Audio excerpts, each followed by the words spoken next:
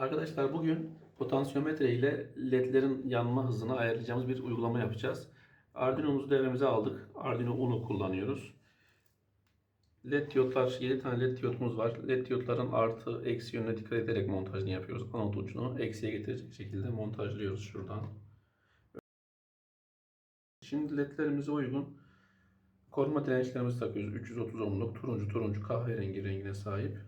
Bunlar bizim ledlerimizi yüksek akımdan korumak için. Şimdi ledlerin katotlarını tek hat üzerine birleştirmiştik. O yüzden buradan bir GND bağlantısı alıyoruz. Arduino'muza bağlantımızı yaptık. Daha sonrasında sırasıyla 2 numaralı pinden, dijital pinden başlayarak ledlerimize bağlantımızı gerçekleştiriyoruz.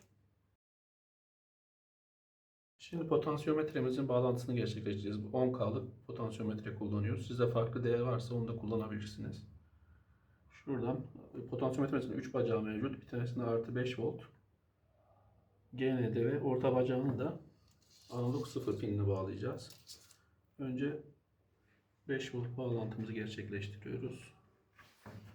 Daha sonrasında orta bacağımız ayar bacağımız oluyor. A0 analog pinine bağlantımızı yaptık. Son olarak da GND bağlantısını gerçekleştiriyoruz. Devremizin montajı bu kadar. Şimdi programımız üzerinden kodlarını denetleyicimize yükleyip programımızı çalıştıracağız.